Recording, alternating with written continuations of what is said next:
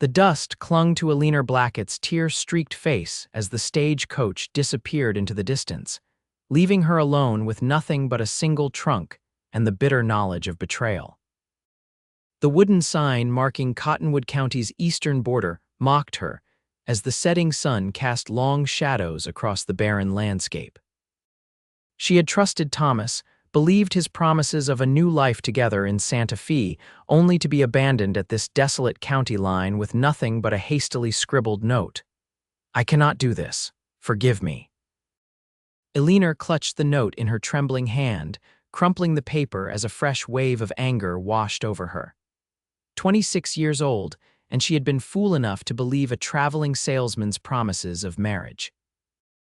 The approaching thunder in the distance matched her mood as she realized night would soon fall, leaving her exposed on this lonely stretch of road with nowhere to go.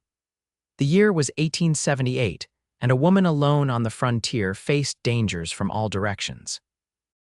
Eleanor smoothed her dusty blue traveling dress and tried to steady her breathing. Panic would not serve her now. She needed shelter before nightfall, but the nearest town was miles away, and her trunk was too heavy to carry such a distance. The sound of hoofbeats broke through her thoughts. Eleanor tensed, reaching for the small Derringer pistol hidden in her reticule, her brother's parting gift when she'd left Boston. A lone rider appeared on the horizon, his silhouette growing larger against the crimson sky. As he drew closer, she could make out a broad-shouldered man atop a chestnut stallion, his face shadowed beneath a wide-brimmed hat. The stranger slowed his horse as he approached, taking in the sight of Eleanor and her trunk with obvious curiosity. He was handsome in a rugged way, with sun-weathered skin and keen eyes that seemed to evaluate her situation in seconds. "Evening, madam," he said, his voice deep and measured. "Seems you've been left in a difficult spot." Eleanor straightened her spine, determined not to appear as desperate as she felt. "I'm perfectly fine, sir. My traveling companion will return shortly." The man's expression remained impassive as he dismounted, revealing his impressive height.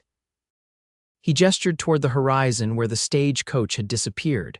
"That coach ain't coming back, madam. Not today and not tomorrow." He studied her face. "I'm Wyatt Eckhart, own a ranch about 10 miles west of here." Eleanor hesitated, weighing her limited options. "Eleanor Blackett," she finally replied. "And you're right, Mr. Eckhart, I have been abandoned here." Wyatt nodded once, as if confirming something to himself. He glanced at the county line marker, then back at Eleanor. "You were left at the county line," he stated matter-of-factly. Then, with unexpected gentleness, he added, "You'll cross it with me this time." Eleanor felt a flicker of hope mingled with caution. "I couldn't possibly impose. It's not an imposition, Miss Blackett. It's nearly nightfall, storm's coming, and the next town's too far to reach before dark." He gestured to her trunk. "May I?" After a moment's hesitation, Eleanor nodded. Wyatt lifted her trunk with surprising ease, securing it to his horse with practiced efficiency. He then offered his hand to help her mount. "I'll walk alongside," he explained. "It's not far to my ranch, Mrs. Hathaway, my housekeeper, will have supper waiting. You can rest there tonight, and tomorrow I'll take you to town if that's your wish." Eleanor hesitated, her hand hovering above his. "Why would you help a stranger, Mr. Eckhart?" His eyes met hers, steady and clear. "Because my mother taught me never to leave a person in need when I had the means to help, especially not with a storm brewing." As if to emphasize his point, lightning flashed in the distance, followed by a rumble of thunder. Eleanor placed her hand in his, feeling the calluses of a man who worked his land rather than merely owned it. With his assistance, she mounted the horse, arranging her skirts as modestly as possible. "Thank you," she said simply. Wyatt nodded, taking the reins and leading the horse across the county line, westward into territory unknown to Eleanor. As they traveled, the first fat raindrops began to fall, but Eleanor found herself more focused on the broad shoulders of the man walking steadily before her than on the approaching storm. They traveled mostly in silence, the rhythmic sound of the horse's hooves and the increasing rainfall filling the space between them. Occasionally, Wyatt would point out landmarks or ask brief questions about her journey, never prying into the circumstances that had left her stranded. After nearly an hour, a modest but well-maintained ranch house came into view, nestled against a backdrop of rolling hills. Smoke curled from the chimney and warm light spilled from the windows, creating a welcoming sight against the darkening sky. Willow Creek Ranch, Wyatt announced. It's not grand, but it's home. As they approached, a gray-haired woman appeared in the doorway, her expression shifting from curiosity to concern as she spotted Eleanor. "Wyatt Eckhart, what have you brought home now?" she called, though her tone was more teasing than scolding. "A stranded traveler, Mrs. Hathaway," Wyatt replied. "Miss Eleanor Blackett needs shelter for the night." Mrs. Hathaway's face softened immediately. "Well, don't keep the poor girl in this rain. Bring her inside this instant." Wyatt helped Eleanor dismount, her legs stiff from the ride. "I'll see to your trunk and my horse," he said. "Mrs. Hathaway will get you settled." The older woman ushered Eleanor inside, clucking sympathetically at her damp clothing.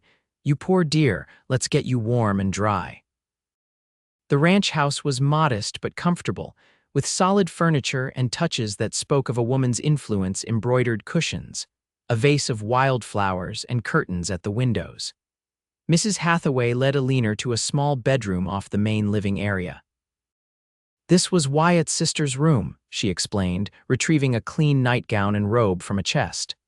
"Sarah's married now, living in Denver with her husband. These should fit you well enough for tonight." Eleanor accepted the clothing gratefully. "You're very kind, Mrs. Hathaway." "I don't know how to thank you both."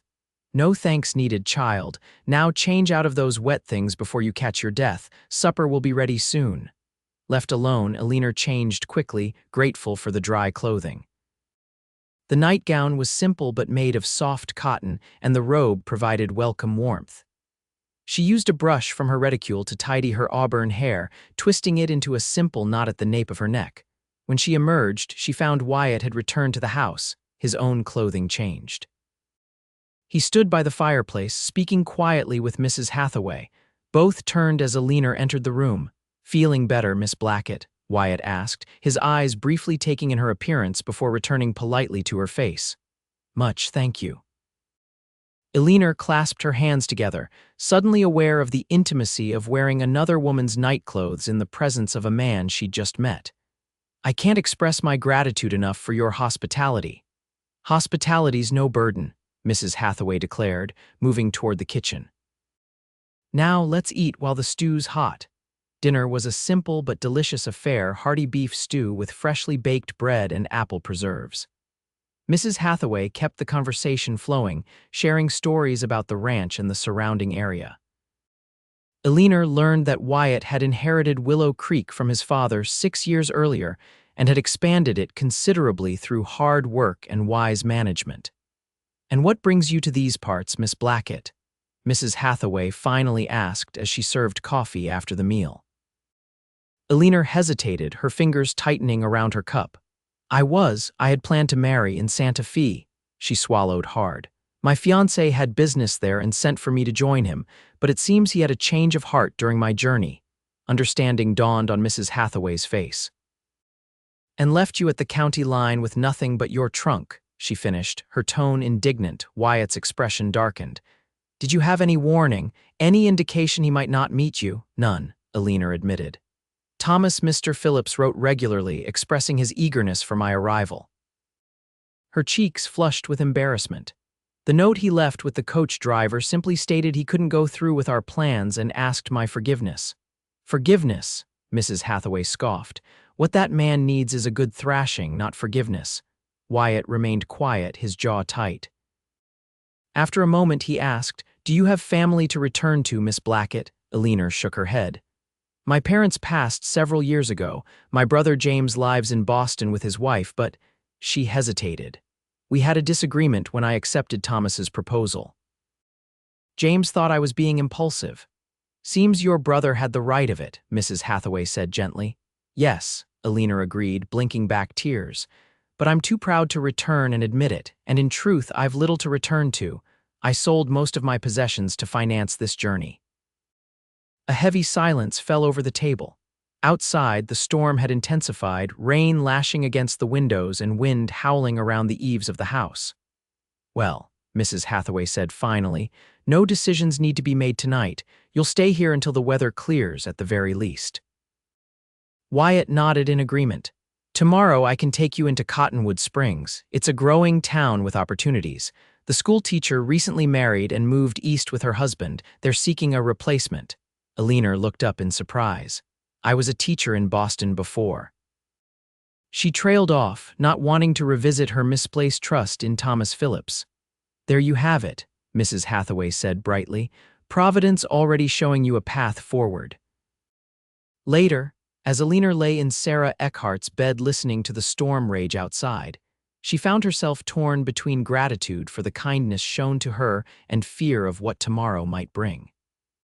The events of the day played through her mind on endless, repeat the humiliation of being abandoned, the uncertainty of her fate, and the unexpected appearance of Wyatt Eckhart. She recalled the moment he had said, "You'll cross it with me this time," offering not just physical passage across a county line but a transition from despair to hope. It was a small kindness, perhaps, but it had changed the course of her day, possibly her life. For the first time since reading Thomas's cowardly note, Eleanor allowed herself to consider that perhaps, just perhaps, being left at the county line was not the end of her story but merely an unexpected turn in the road. Morning arrived with brilliant sunshine that belied the previous night's storm. Eleanor woke to the aroma of coffee and bacon, her stomach reminding her that despite her troubles, life's basic needs continued. She dressed in her own clothes, now clean and dried thanks to Mrs. Hathaway's efforts, and joined her hosts in the kitchen. "Good morning, Miss Blackett," Wyatt greeted her, rising from the table where he'd been studying what appeared to be a ledger. "I trust you slept well." "Better than I expected, thank you," Eleanor replied truthfully. The emotional exhaustion of yesterday had eventually pulled her into a deep sleep despite her worries. "Sit and eat," Mrs. Hathaway instructed, placing a plate of eggs, bacon, and biscuits before her. "You'll need your strength."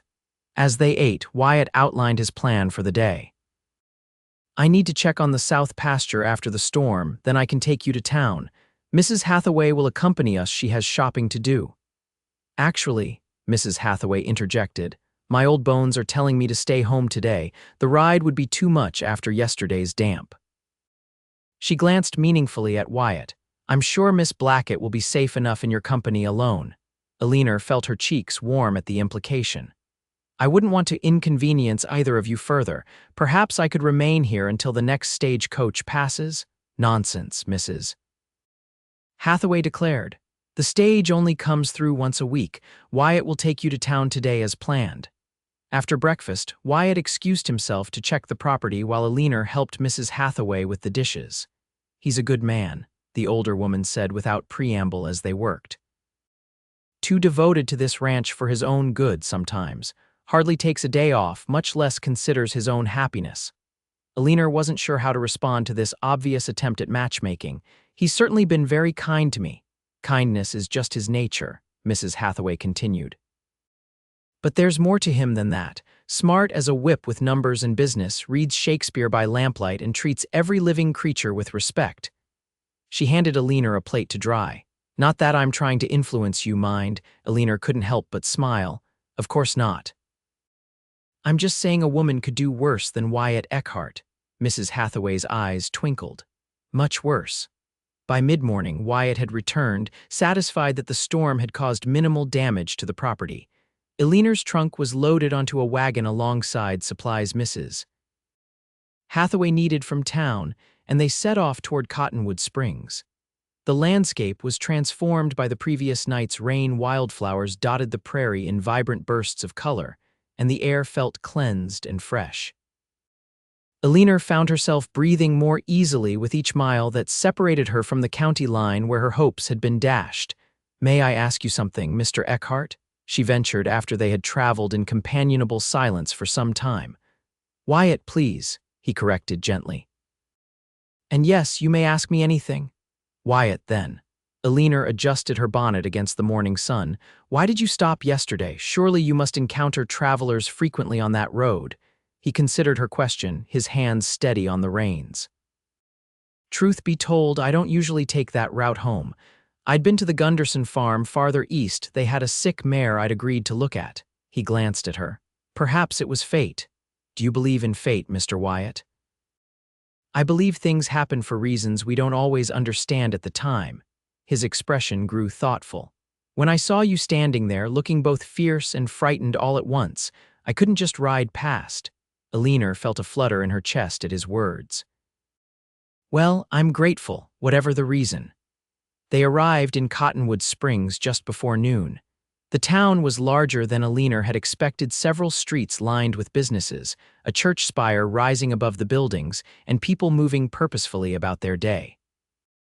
Wyatt drove directly to a two-story building with a sign identifying it as Cottonwood Springs Hotel and Restaurant.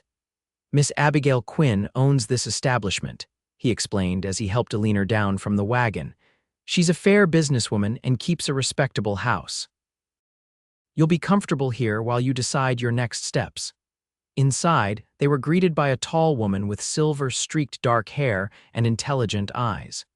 Miss Quinn listened attentively as Wyatt explained Eleanor's situation, tactfully omitting the specifics of her abandonment. We've a nice room available, Miss Quinn assured them. And as it happens, Mayor Hammond was in earlier discussing the need for a new teacher. If you're interested, Miss Blackett, I'd be happy to introduce you.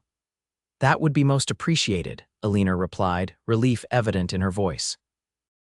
Perhaps things were looking up after all. Wyatt arranged for Eleanor's trunk to be taken to her room, then hesitated. I need to see to some business in town, but I'll call on you before I return to the ranch. Perhaps we could have dinner. I'd like that, Eleanor agreed, surprised by how much she meant it. After Wyatt departed, Miss Quinn showed Eleanor to a modest but clean room on the second floor. Rest a bit, then come down when you're ready. The mayor often takes his lunch here. I can make introductions then. Left alone, Eleanor sat on the edge of the bed, overwhelmed by how quickly her circumstances had changed. Yesterday at this time, she had been full of anticipation, imagining her reunion with Thomas after months of separation. Now she was in a strange town, contemplating a teaching position she hadn't sought, and finding herself increasingly drawn to a man she'd known less than a day. One step at a time, she murmured to herself, echoing her late father's favorite advice. She unpacked a few essentials, washed her face in the basin provided, and pinned her hair more formally before heading downstairs to face whatever this new chapter might bring. Mayor Hammond proved to be a jovial man in his 50s with an obvious passion for his growing town. Over a lunch of chicken pie and fresh vegetables, he outlined the teaching position with enthusiasm. Our previous teacher, Miss Wilson, now Mrs. Parker, taught children aged 6 to 16 in our schoolhouse. It's not grand, but it's solid and well supplied. The town provides a small house for the teacher and a salary of $30 per month. It was less than Eleanor had earned in Boston, but included accommodations, which made it a fair offer. When would you need me to begin? She asked. Immediately, if possible, the mayor replied eagerly. The children have been without instruction for nearly 3 weeks. Mrs. Parker has left excellent records and lesson plans that should help you transition. Eleanor thought briefly of Thomas, of the life she had imagined in Santa Fe. That dream was gone now, as surely as if it had never existed. Here was a practical opportunity, a chance to support herself honorably while she determined her future path. I accept, she said firmly. I can begin tomorrow if that suits. The mayor's face broke into a broad smile. Excellent, I'll have the schoolhouse key and Mrs. Parker's materials brought to you this afternoon. The teacher's cottage may need a bit of airing out, but it should be ready by tomorrow evening. They shook hands, and Eleanor felt a weight lift from her shoulders. She had employment and would soon have a home of her own, however modest. It wasn't the future she had planned, but it was a future nonetheless. When Wyatt returned later that afternoon, Eleanor greeted him with the news. They sat in the hotel's small parlor away from the busier dining room. A schoolteacher, he said, smiling. It suits you. You hardly know me well enough to make such a judgment, Eleanor replied, though she returned his smile. Perhaps not, he acknowledged, but I'm a good judge of character, had to be growing up here. He leaned forward slightly. You have a steadiness about you, Miss Blackett. A person feels it when speaking with you. Eleanor felt herself blush at the unexpected compliment. "Thank you, and please, if I'm to call you Wyatt, you must call me Eleanor." "Eleanor," he repeated, as if testing the name. "It's a beautiful name, means bright, shining one, I believe." "You know name meanings?" she asked, surprised. A hint of embarrassment crossed his features. "My mother was fond of etymology. She insisted her children be well-read despite our frontier upbringing." Their conversation flowed easily through dinner, touching on books they had both enjoyed, experiences in their respective childhoods, and their views on the rapidly changing West. Wyatt spoke passionately about his hopes for the ranch and his belief in sustainable farming practices that worked with the land rather than against it. "Most ranchers think I'm half crazy," he admitted, "but I've seen what happens when the land is pushed too hard. It pushes back eventually." As the evening drew to a close, Eleanor realized with some surprise that she had not thought of Thomas Phillips once during their meal. Instead, she had been fully present, engaged in conversation with a man who seemed genuinely interested in her thoughts and experiences.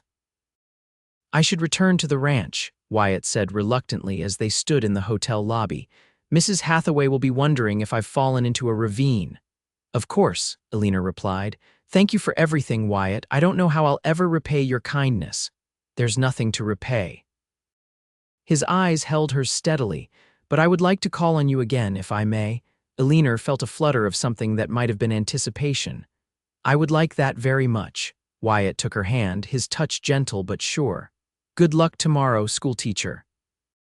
"Those children won't know what hit them," she laughed, the sound surprising her with its genuineness. "I hope that's a compliment." "The highest," he assured her. With a slight bow, he released her hand and departed into the evening. Eleanor watched him go, a strange mixture of emotions swirling within her.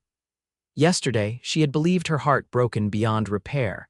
Tonight, she found herself wondering if perhaps it had merely been preparing for someone she hadn't expected. The next morning dawned clear and bright, mirroring Eleanor's cautiously optimistic mood.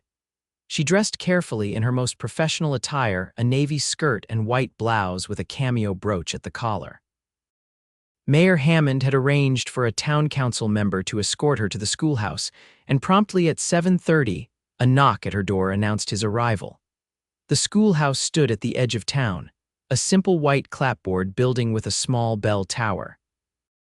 Inside, 24 desks of varying sizes were arranged in neat rows, a larger desk for the teacher positioned at the front near a substantial blackboard. Bookshelves lined one wall, well stocked with readers, arithmetic texts, and various reference materials. Mrs. Parker was quite insistent that the school maintain high standards, explained Mr. Peterson, the council member. The town has allocated funds for additional books and supplies as needed. Eleanor ran her hand along the teacher's desk, noting the precisely organized drawers containing chalk, paper, and other necessities. A leather-bound register listed the names and ages of her prospective students, 28 children ranging from 6 to 16 years of age. "The children will arrive at 8:30, Mr. Peterson continued.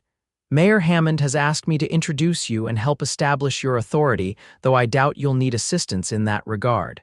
Eleanor smiled, appreciating his confidence. "Thank you, Mr. Peterson. I'm looking forward to meeting my students."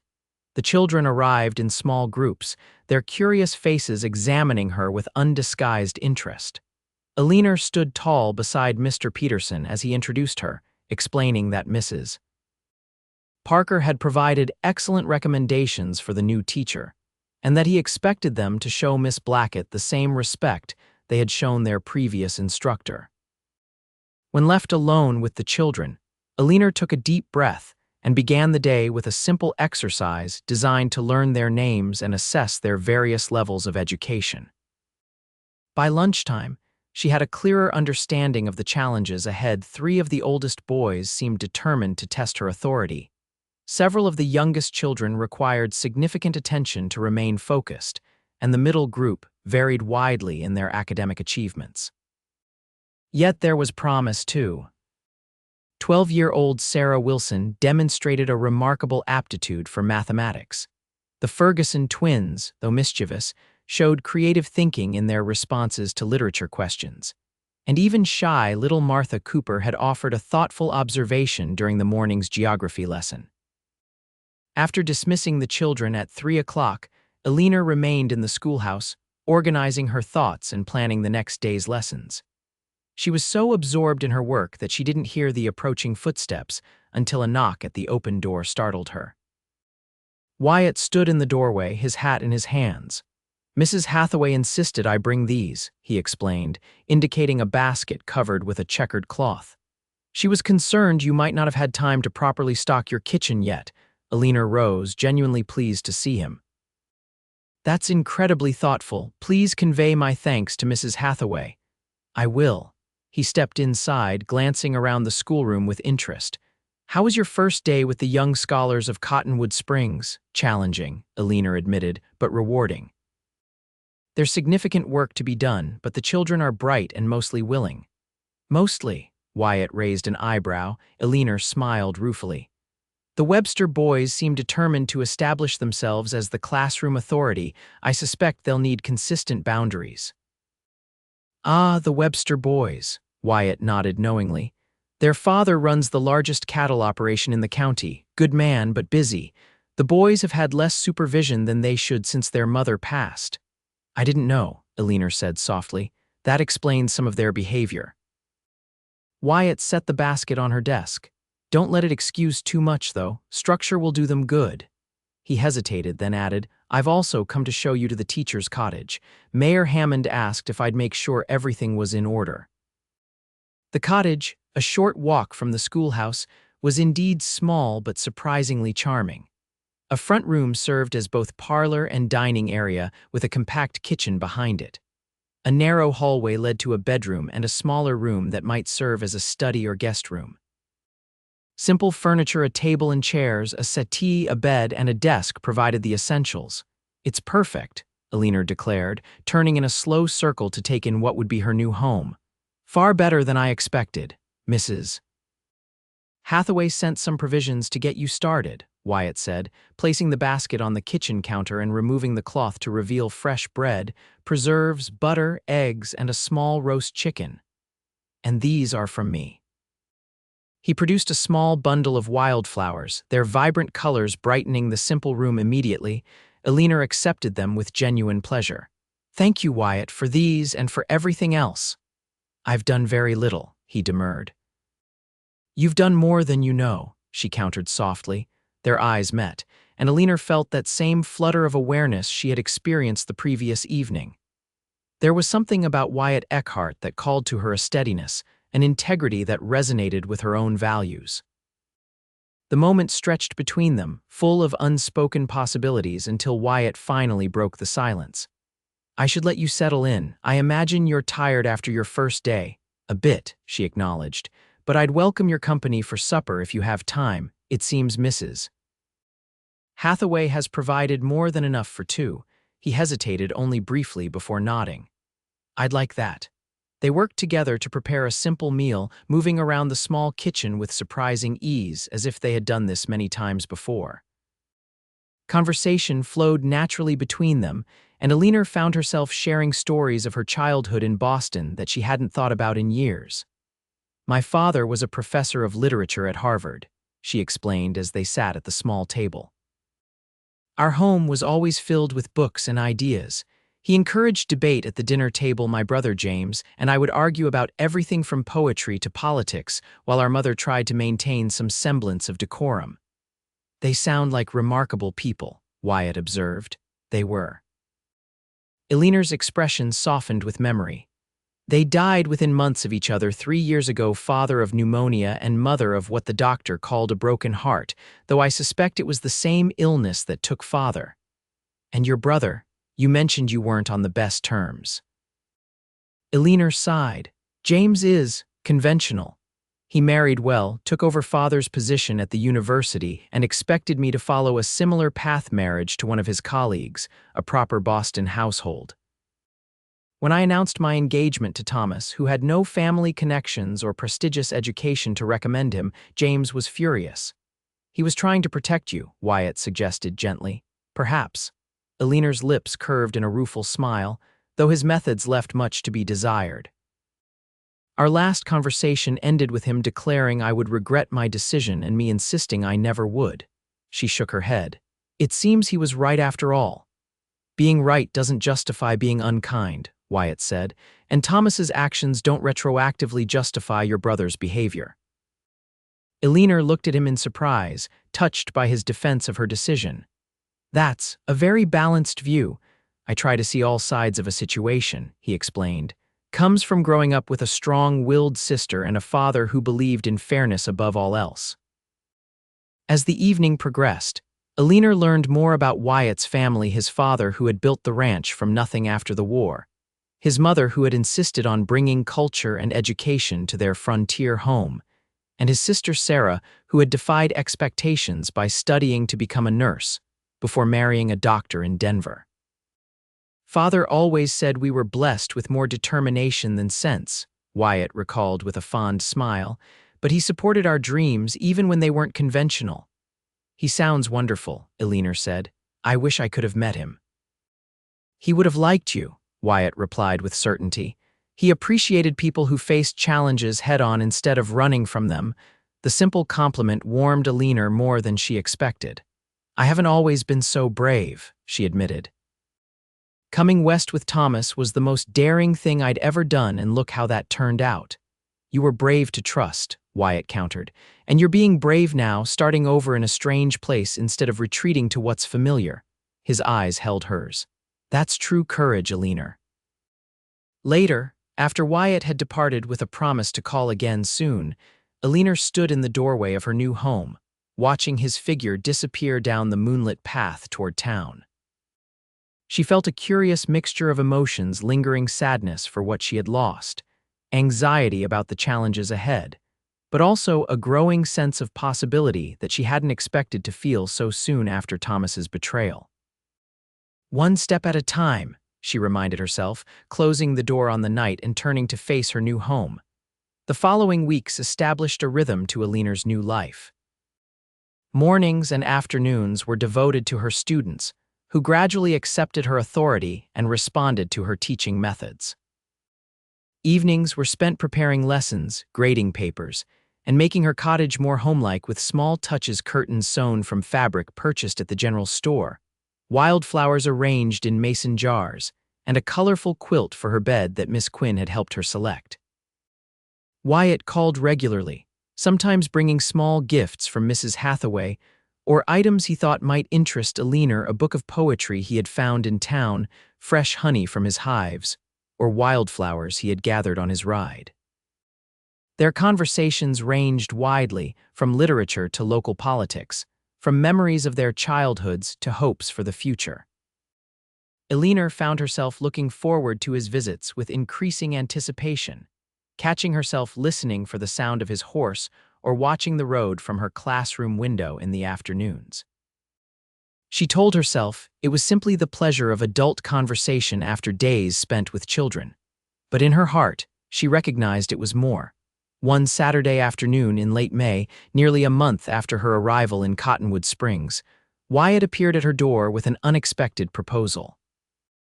I thought you might enjoy seeing more of the area, he suggested.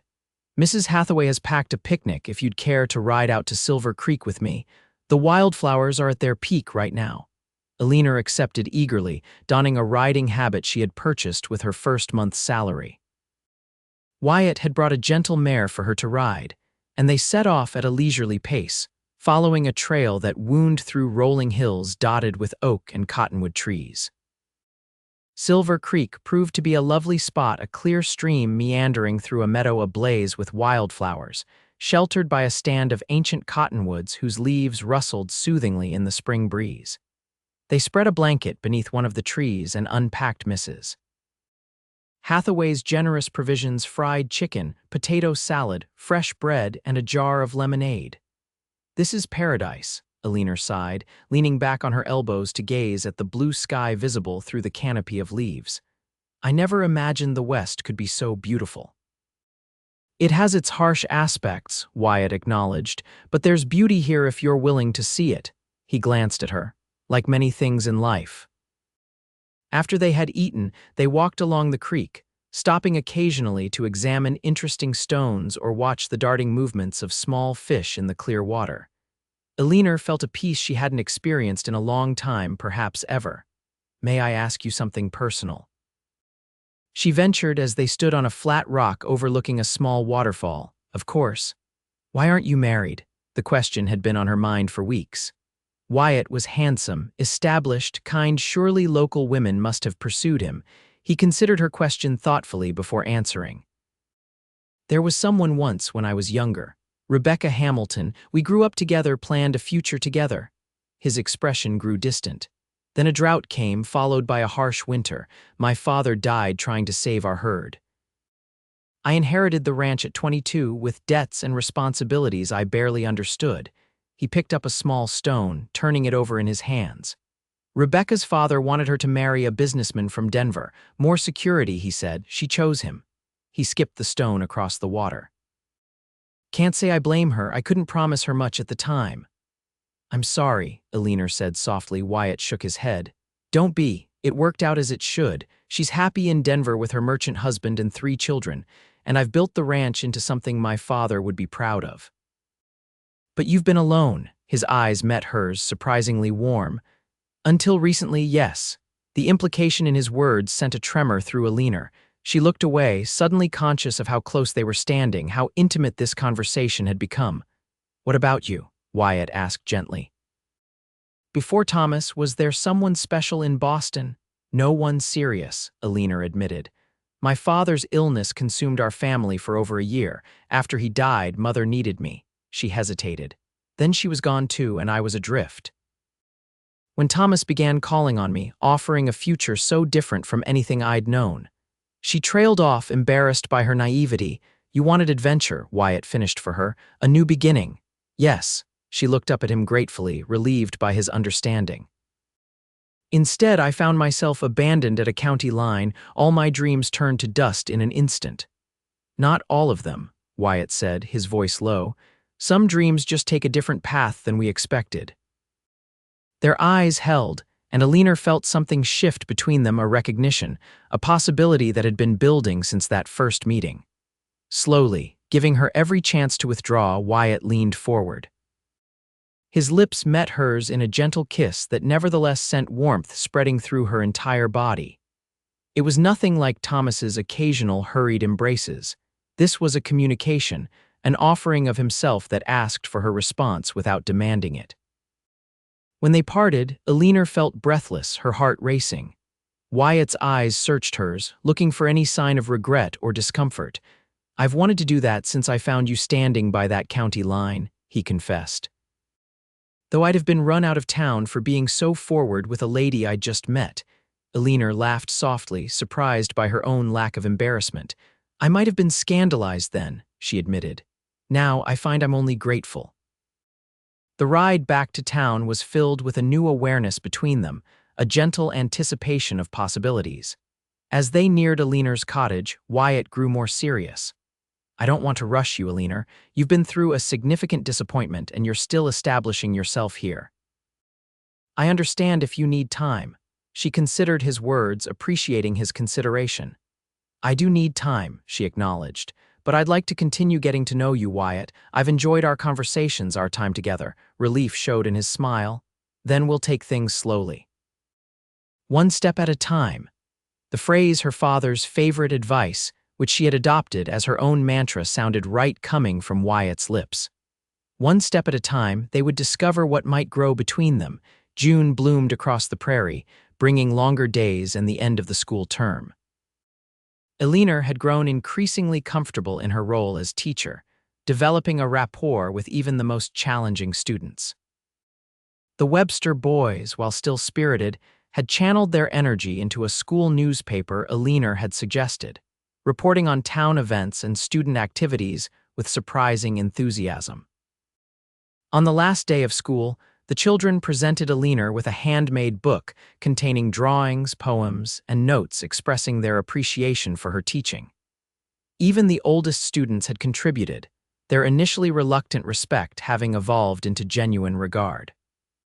"Miss Blackett," declared 15-year-old James Webster, speaking for the class. "We hope you'll be staying on for the next term. You've made learning almost interesting." Coming from James, this was high praise indeed. Eleanor assured them she had no plans to leave, a declaration met with evident relief by most of the children. After dismissing the class for the summer, Eleanor remained in the schoolhouse, organizing materials and making notes for improvements she hoped to implement when school resumed in September. She was so absorbed in her work that she didn't notice Wyatt's arrival until he cleared his throat from the doorway. "I heard there was a celebration today," he said, smiling as he entered the classroom. "Thought I might find you here." Eleanor returned his smile warmly. Over the past weeks, their relationship had deepened gradually, with Wyatt respecting her need for time while making his interest clear through regular visits, thoughtful gestures, and increasingly affectionate interactions. The children were surprisingly sentimental, she told him, showing him the book they had created. Even the Webster boys contributed thoughtful pages. Wyatt examined the book with genuine interest. "You've made an impression on them. That's no small feat with this bunch." "They're good children," Eleanor said. "Even the challenging ones just needed to be seen and heard." "Like most of us," Wyatt observed. He set the book down carefully, then reached for her hands. "I have a proposition for you, schoolteacher." Eleanor raised an eyebrow, curious. "What sort of proposition?" "Mrs. Hathaway is visiting her sister in Denver for the next 2 weeks. The ranch will be quieter than usual." He hesitated briefly. "I thought you might like to spend some time there, seeing more of the operation. You could stay in Sarah's room again, of course." The invitation touched Eleanor deeply. She knew how much the ranch meant to Wyatt. It was his heritage, his life's work, his future. That he wanted to share it with her spoke volumes about his feelings. "I'd like that very much," she said softly. "When were you thinking?" "Tomorrow." "I could collect you and your things in the morning." His thumbs traced gentle circles on the backs of her hands. "Unless that's too soon." "Tomorrow is perfect," Eleanor assured him. With school finished for the term, she had no pressing obligations in town. The next day dawned clear and warm, promising perfect weather for the ride to Willow Creek Ranch. Eleanor packed a small valise with clothing and necessities for a 2-week stay, her mind filled with anticipation. Since that first kiss by Silver Creek, she and Wyatt had shared increasingly intimate moments, though always within the bounds of propriety. Being alone with him at the ranch, even with separate bedrooms, represented a new level of trust between them. Wyatt arrived promptly at 9, driving a light wagon rather than riding horseback. "Thought this would be more comfortable for you and your belongings," he explained as he loaded her valise and a basket of supplies she had purchased from the general store. The journey to Willow Creek felt different this time, not the desperate flight from abandonment it had been initially, but a chosen path toward something promising. Eleanor found herself noticing details she had missed during that first stormy trip, the way the land rolled gently toward distant mountains, the variety of wildflowers dotting the prairie, the occasional glimpse of wildlife moving through the tall grass. "It's changed so much since I first saw it," she remarked, "or perhaps I'm seeing it differently now." Wyatt glanced at her with understanding. "Both, probably. The land changes with the seasons and we change with experience." Arriving at the ranch in full daylight allowed Eleanor to appreciate its layout more fully. Beyond the main house stood a substantial barn, bunkhouse, corral, and several outbuildings. Fields of wheat and corn stretched to the north, while cattle grazed on rolling pastures to the west. A sizable vegetable garden thrived near the house, and an orchard of young fruit trees promised future harvests. "You've created something remarkable here," Eleanor said as Wyatt helped her down from the wagon. "Built on my father's foundation," he replied modestly. "But yes, I'm proud of what we've accomplished." The "we" wasn't lost on Eleanor.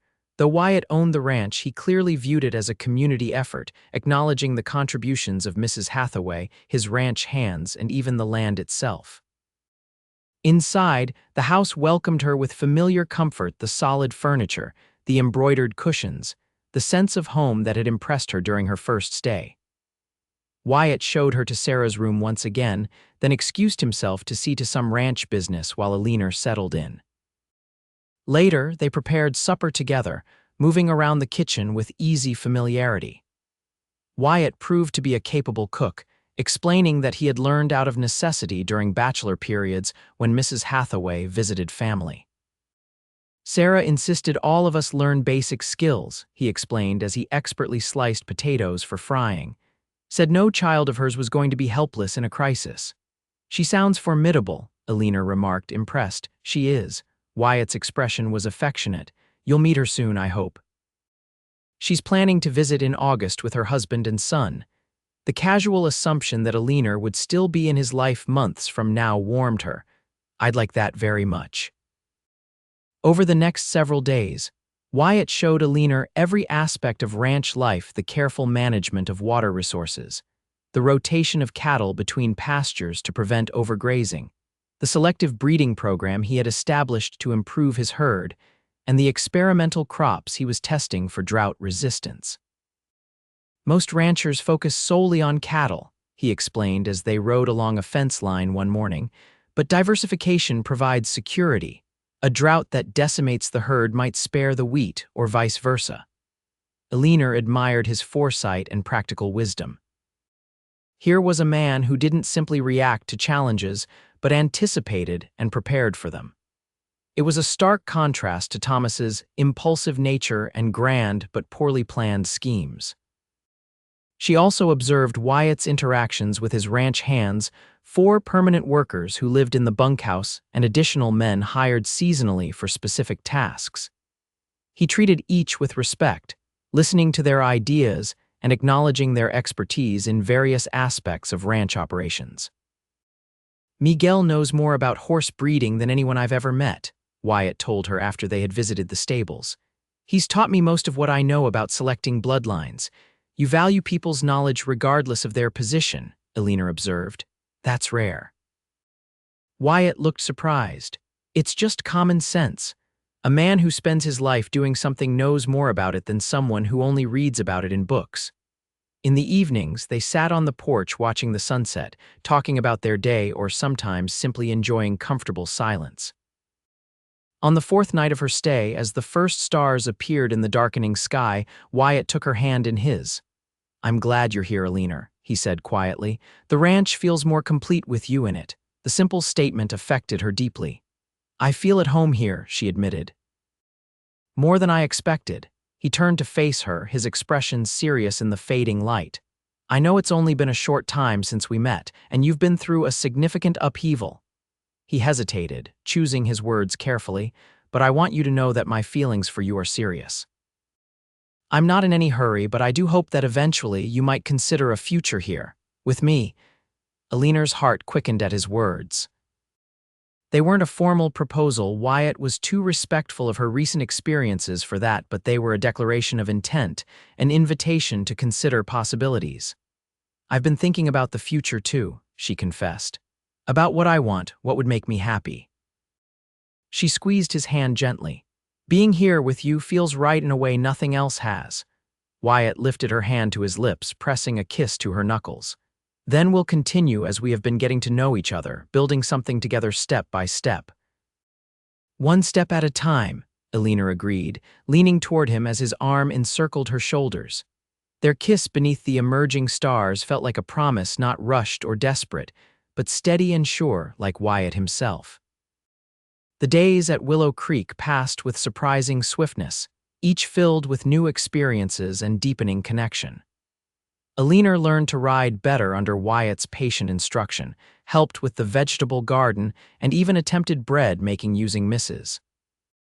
Hathaway's recipe, with mixed results that sent them both into fits of laughter when the loaves emerged from the oven resembling cobblestones more than food. Mrs. Hathaway won't be leaving me alone in the kitchen anytime soon, she declared ruefully, tapping one loaf against the table to demonstrate its hardness. Wyatt's eyes crinkled with amusement. Perhaps your talents lie elsewhere, schoolteacher. On her 10th day at the ranch, Wyatt suggested a ride to a special location he wanted to share with her. They packed a picnic and set off mid-morning, following a trail that wound up into the foothills beyond the ranch's western boundary. After nearly an hour's ride, They emerged onto a plateau overlooking the entire valley. Eleanor gasped at the view, miles of rolling grassland stretching toward distant mountains, Willow Creek cutting a silver path through the heart of it, and Wyatt's ranch nestled like a small village in the center of the scene. "This is breathtaking," she said, dismounting to better appreciate the vista. "My father brought me here when I was 12, Wyatt explained, spreading a blanket beneath a lone oak tree. Said a man needed to see his place in the world from a distance occasionally, to remember both its importance and its smallness." They settled on the blanket, the horses grazing contentedly nearby. Eleanor accepted the cup of lemonade Wyatt poured from a jar, appreciating the coolness against the warmth of the day. "I've been thinking about what you said," she began after a comfortable silence, "about hoping I might consider a future here." Wyatt's expression remained calm, though his eyes focused intently on her face. "And, when Thomas abandoned me at the county line, I thought my heart was broken beyond repair." She set her cup down carefully. "I couldn't imagine ever trusting anyone again, much less considering marriage." She reached for Wyatt's hand, drawing strength from his steady presence. "But these past weeks with you have healed something in me. You've shown me what true partnership looks like: respect, honesty, mutual support." Her voice softened. "And love, I think, though we haven't spoken that word aloud." "I do love you, Eleanor," Wyatt said simply. "I think I began falling in love with you that first day, watching you stand tall despite your circumstances, refusing to be defeated by betrayal." The words sent warmth spreading through Eleanor's chest. "I love you too, Wyatt. It's happened so gradually I can hardly pinpoint when my feelings changed, but I know with absolute certainty that what I feel for you is deeper and truer than anything I've experienced before." Wyatt's hand tightened around hers. "Are you saying what I think you're saying?" Eleanor smiled, joy bubbling up within her. "I'm saying that if you were to ask me about that future we've been discussing, my answer would be yes." For a moment, Wyatt simply looked at her, his expression a mixture of disbelief and profound happiness. Then, to Eleanor's surprise, he rose and walked to his saddlebag, retrieving something small that he kept concealed in his hand as he returned to the blanket. Instead of sitting beside her again, he dropped to one knee, his free hand taking hers. "I brought this today hoping for this very conversation," he admitted, opening his palm to reveal a simple gold ring with a small pearl at its center. "It was my mother's. Father gave it to her when they decided to build a life together in this valley." His eyes, steady and clear as always, held hers. "Eleanor Blackett, I love you with my whole heart. I promise to stand beside you through whatever life brings, to respect your independence while offering my support, to build a home with you filled with books and ideas and laughter." "Will you marry me?" Tears of joy blurred Eleanor's vision as she nodded.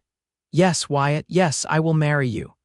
The ring slid onto her finger as if it had been made for her, the pearl catching the sunlight. Wyatt rose, pulling her to her feet and into his arms for a kiss that sealed their promise to one another. Later, as they lay side by side on the blanket gazing up at the cloud-dappled sky, Eleanor marveled at the journey that had brought her to this moment. "If Thomas hadn't abandoned me at that county line, I never would have met you," she reflected. "It's strange to think that the worst moment of my life led directly to the best." Wyatt turned his head to look at her, his expression thoughtful. "That's often how life works, I think.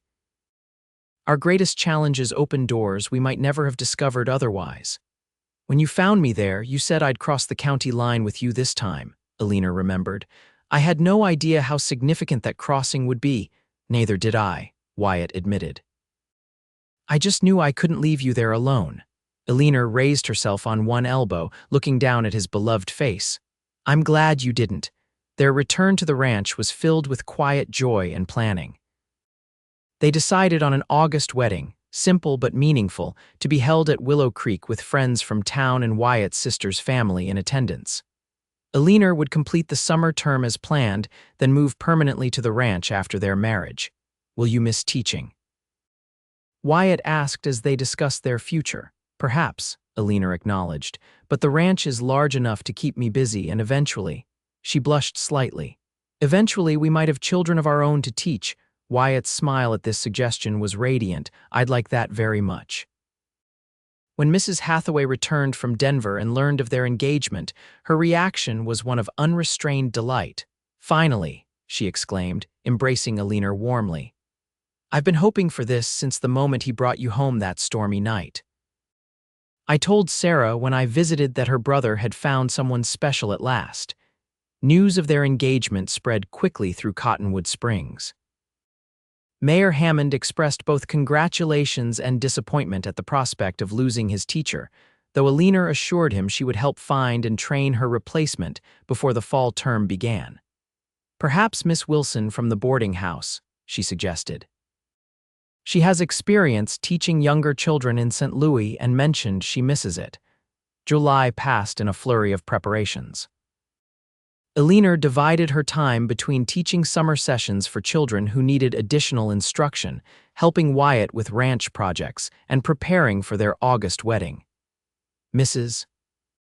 Hathaway insisted on making Eleanor's wedding dress a simple but elegant creation of ivory silk with pearl buttons that complemented her engagement ring perfectly.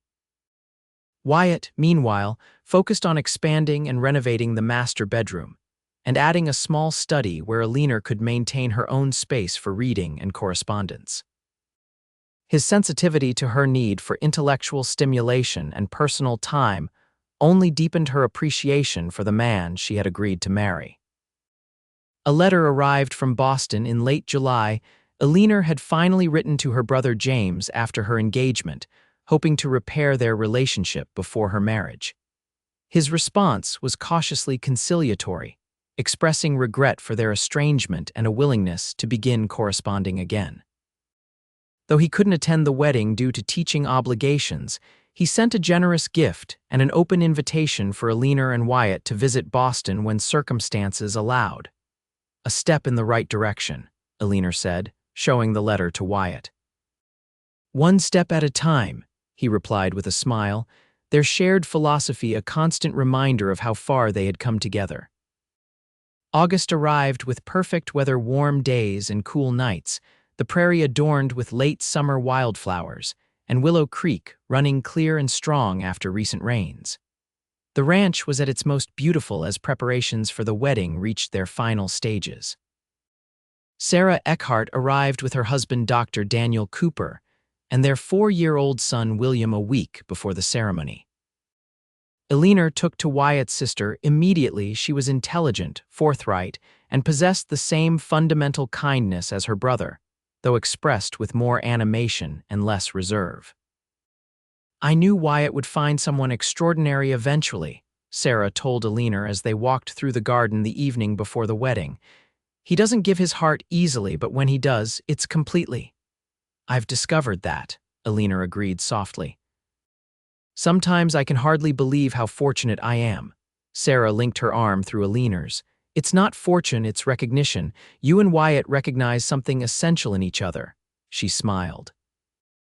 "Mother used to say true partnerships aren't made so much as discovered, like finding a path that was always meant to be walked together." The wedding day dawned clear and bright, as if nature itself approved of their union.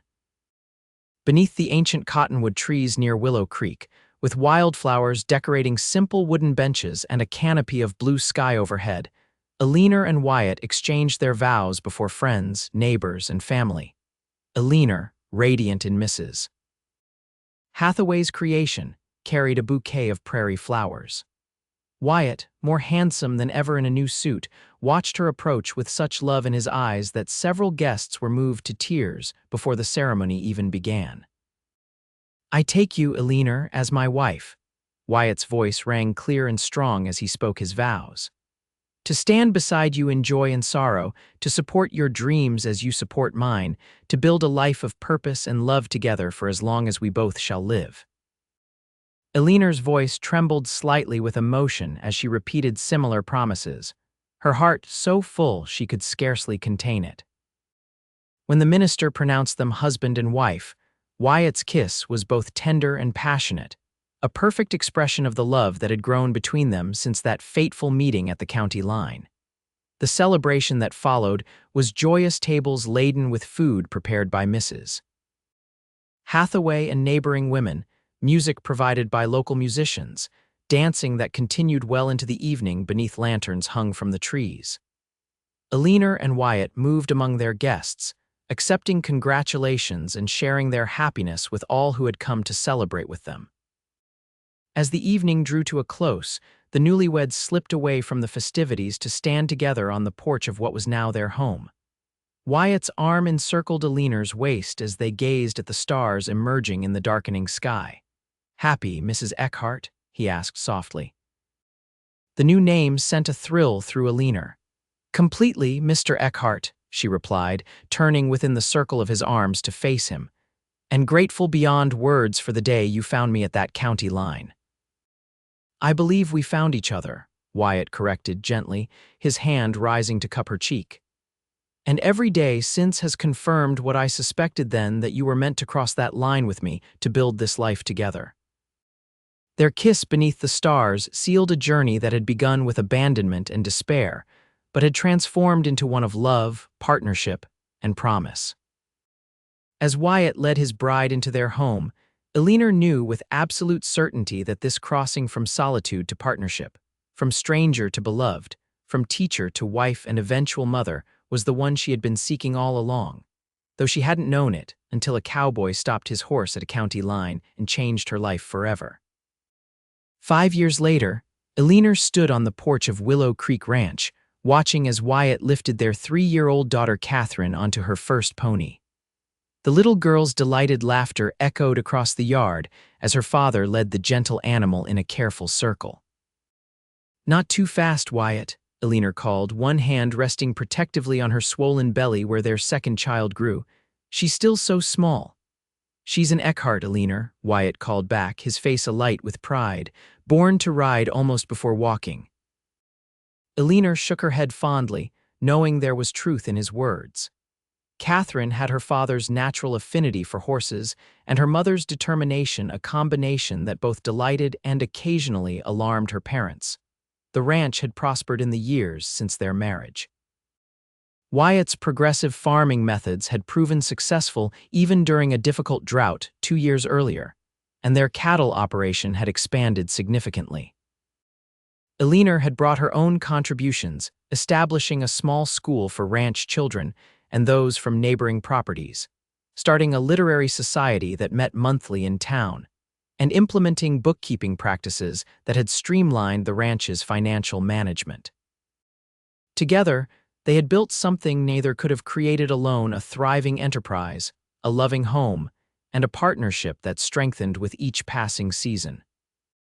As Catherine's riding lesson continued, Eleanor's mind drifted back to that day at the county line, to the despair she had felt watching the stagecoach disappear with her dreams. She could never have imagined then that true happiness awaited her just across that boundary, that the man who would offer her a different journey would become the center of her world. Wyatt looked up, catching her watching them.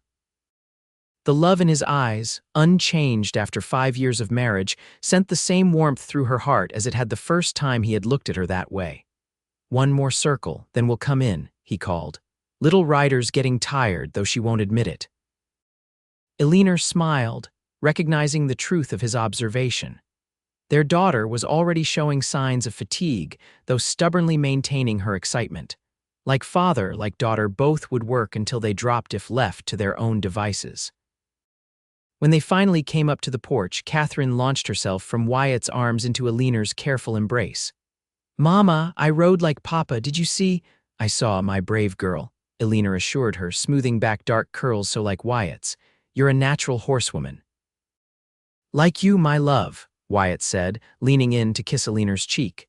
His hand joined hers on her rounded belly, where their second child kicked vigorously in response, though this one feels more like a bucking bronco than a gentle pony. "Another strong Eckhart," Eleanor predicted, covering his hand with hers. Later that evening, after Catherine had been tucked into bed with stories and kisses, Eleanor and Wyatt sat together on the porch swing that had been his wedding gift to her. The prairie stretched before them, bathed in moonlight, peaceful and vast. "I received a letter from James today," Eleanor mentioned, leaning comfortably against her husband's shoulder. "He and Margaret will visit next spring after the baby is born." Wyatt's arm tightened around her. "I'm glad."